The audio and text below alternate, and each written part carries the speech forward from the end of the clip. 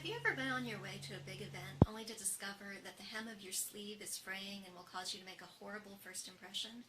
Or maybe you've been out shopping and you found the perfect curtains for your bedroom, but they're too long for your windows. Either of these are problems that can be solved quickly, inexpensively, and with minimal supplies if you know how to hand sew a blind hem. And this is a skill that I learned because I'm 4'11", and what that means is that even if I shop in the petite section of the store, chances are good that any clothing I buy is going to have to be altered in one way or another. But it's actually a skill that is applicable to all sorts of people. It's applicable to anybody who wants to be able to extend the life of their clothing by repairing it when necessary, or anybody who wants to avoid expensive custom alterations for home textiles. So that would be things like bedspreads and curtains.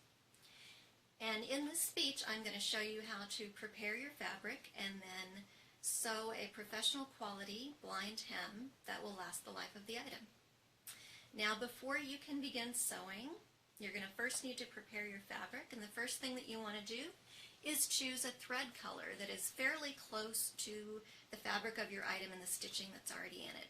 It doesn't need to be a perfect match because we're not going to see a lot of that stitching on the fabric when we're done. That's why it's called a blind hem. It just needs to be fairly close. And so I keep about half a dozen thread colors on hand that are common neutral colors, black, white, navy, colors like that.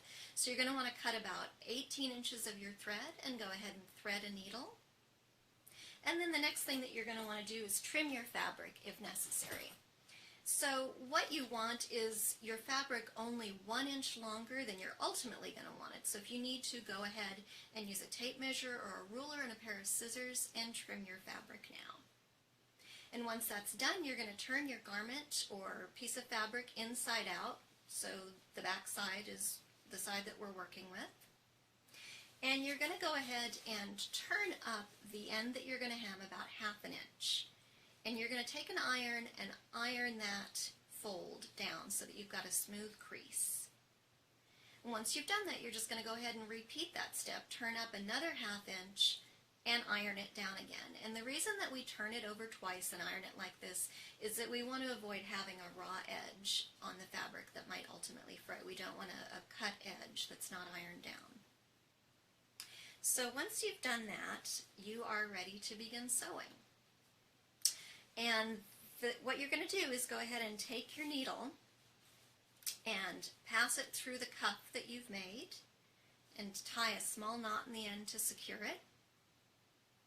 And then bring your needle through and back down into the fabric again. When you bring it back down, you're going to want to pick up just a couple of threads on the fabric opposite the cuff. And the reason that you're only picking up a couple of threads is that we don't want this to show through on the other side. We don't want to see that stitching. So you pick up just a couple of threads, you bring your needle back through again about half an inch from where you originally started. And you're just going to keep repeating this step. Bringing your needle through, picking up those few back threads, into the cuff, and down again. And you're going to repeat this half an inch at a time until you're to the other end of what you need to hem. And those are the steps for preparing your fabric and hand sewing a blind hem. And you have now learned a skill that could possibly save a job interview or allow you to customize your home living space.